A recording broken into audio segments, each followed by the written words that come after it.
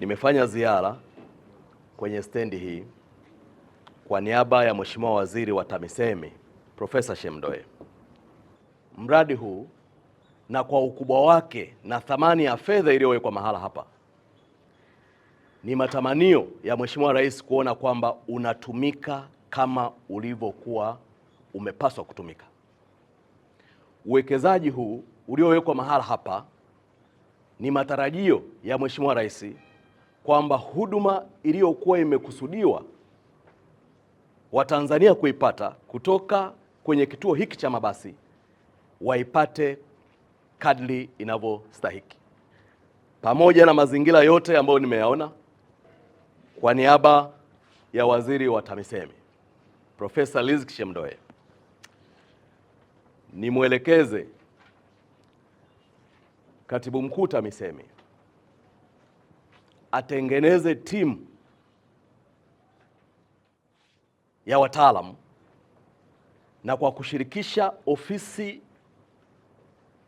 ya mkuu wa mkoa wa Dar es Salaam na pamoja na wadau watumiaji wa stendi hii, kituo hiki cha mabasi, kituo kikuu cha mabasi yaendayo mikoani na nje ya nchi cha Magufuli.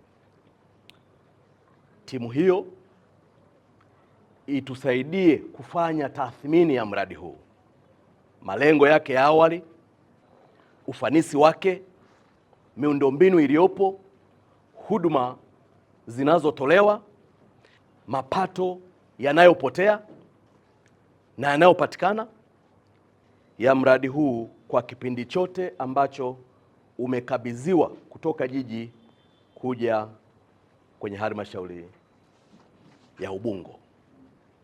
Changamoto zote ambazo mmeziwasilisha nimezipokea kwa niaba ya Mheshimiwa Waziri, lakini timu hii itakapokuja itatusaidia kwenye maelekezo haya ambayo nimeyatoa kwa niaba ya Mheshimiwa Waziri. Timu hiyo ifanye kazi, tuipe nafasi ifanye kazi kwa muda wa siku 90.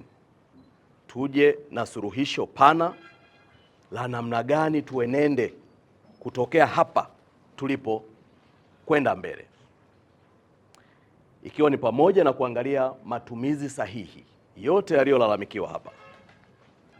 Naomba moyo wa uvumilivu, serikali ikafanyie kazi ili tupate suluhisho la kudumu ambalo litafikisha kwenye lengo la uwepo wa kituo hiki.